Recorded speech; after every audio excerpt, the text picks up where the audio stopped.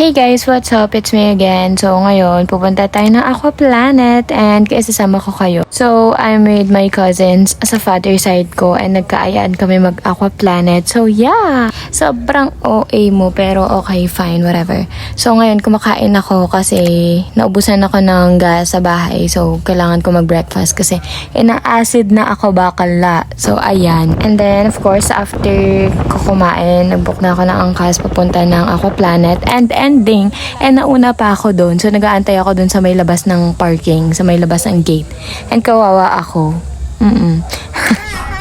So, ayan, dito kasama ko na sila. Sinundo nila ako doon sa may labas ng gate kasi nga, nadaanan nila ako doon. Anyway, ayan, dito nakapagbihis na. Ano pa naman kung voice over to? Pero sige, ayan, nakapagbihis na kami, etc. And para ako magjo-jogging, yes. Kasi natatakot akong mangitim, okay? So, whatever.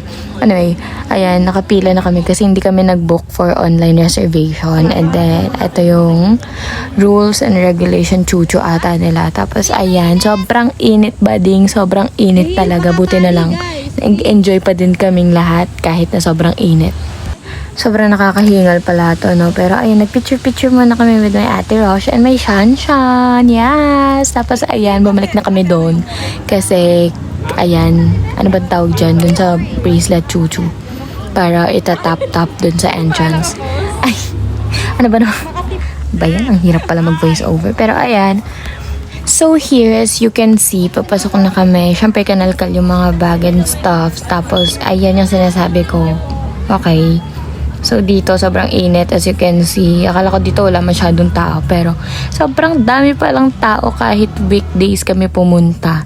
Okay, pasensya na kung ganito yung boses ko, no? Medyo paus-paus po kasi ako ngayon at masama ang pakiramdam, Kez, okay?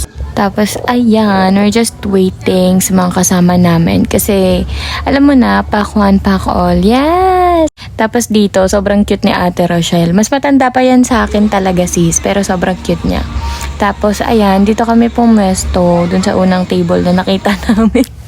Tapos bakala kung ano-anong sunscreen nang in-apply sa sarili niya. Pero ayan, kay ate yan. Hindi ko alam kung ano yan. Pero sobrang effective niya bakala.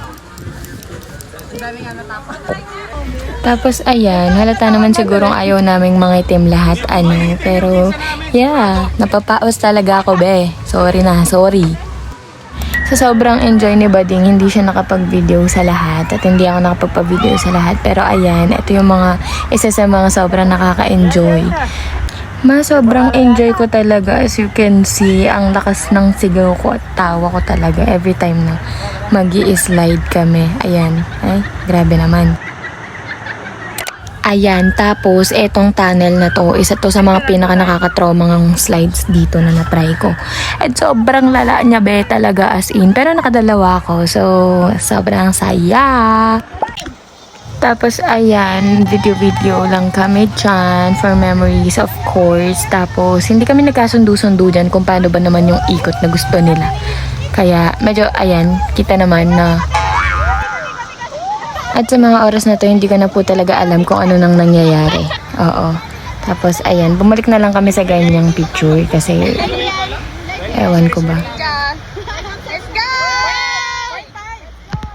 So, yeah. At this time, di ko na alam kung saan kami papunta. Pero siningit ko lang dito kasi ang ganda ng skin ko dyan. Opo, talaga. Ayun, so kung tama yung pagkakatanda ko dito sa time na to, pupunta na kami dun sa parang flash ng inodoro na slide. Opo, ayan, yan, tama yan. Tapos, syempre, hindi talaga mawawala ang kaepalan ng babaeng ito. Diba? Syempre, ganda-gandahan siya dyan bakla, tapos bigla siyang mahihiya. Opo. Di ko alam kung bakit sobrang layo naman itong nilakad namin dito. At nakailang video talaga kami, be, pero ayan, malapit na kami. Sadly, wala kaming video sa slide na to. So, yeah. So, after how many slides, and kumain na muna kami. And can I just say, medyo mahal talaga pala ang mga foods sa Aqua Planet. And special thanks to Shane for this. Tapos, ito yung in-order ko. Chicken burger something siya. And 250 siya, be.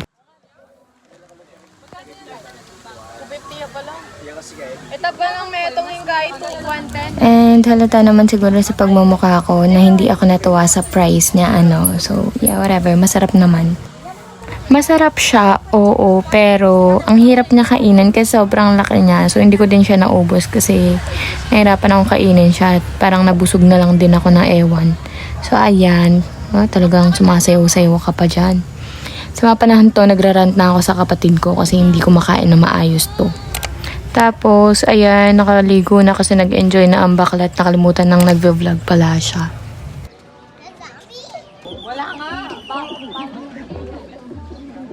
Ayan, tapos dapat dito magsisiuwian na kami pero nagkaayaan pa kami magkape tapos nagkaayaan din kumain. Pero kung saan-saan na kami nakarating at ending namin sa Tarlac lang din pala. Ayan, so nagpunta na kami ng coffee shop and stuff para magkape.